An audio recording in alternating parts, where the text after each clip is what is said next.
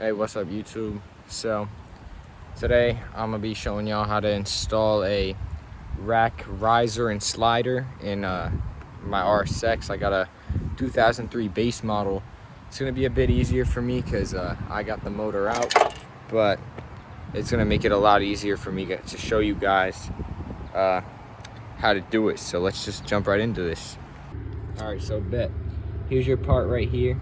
As you can see, there's two little I don't know, what do you call it, washers that wrap around this piece. So you're gonna take your pry bar, flathead, whatever you got, and a hammer and beat those straight. So you want to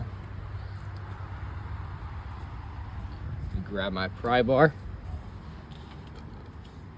and let me grab my sledge, place that right in here. So you put it on just like so, and then just hit away. All right, so after you hammer those out, you remove both your tie rods. I forget what the actual size is. I just used a big adjustable, as you can see right there. This one crack by going down, this one you crack by going up. Then you got two little 17mm bolts right here to remove the original piece. And then right behind this right here is where your slider is located. So I'm going to be installing a new PCI street slider because that retains almost all of the steering angle. And then I'm going to be installing an Alpha Rider rack riser, which then mounts right onto where those old bolts were and aligns the tie rod so they're no longer flared out at an angle, and it will return to normal steering geometry. All right, I just used my pocket knife. I'd recommend getting it hot. Put a slice right in there. Spray that bit down with the lubricant. Make sure, see if it works.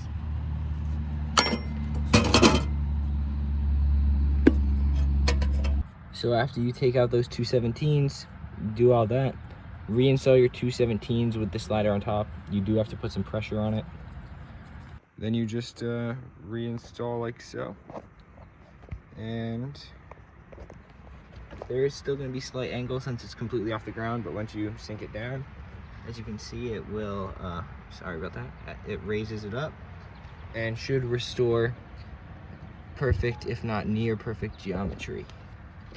So you can tighten them down by hand and then just snug them up.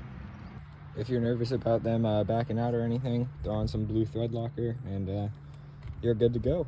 So there you go. That's how you install a new rack slider and riser in whatever Type S, base model, all of it. It all works the same. It's the same shit.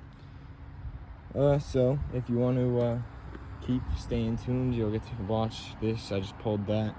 Got a brand new motor in the garage that's going in here. Then if you want, you can watch me race. You can watch me do whatever. I mean, this is the start of something big, and y'all are on the forefront. So stay tuned and yeah, ball out.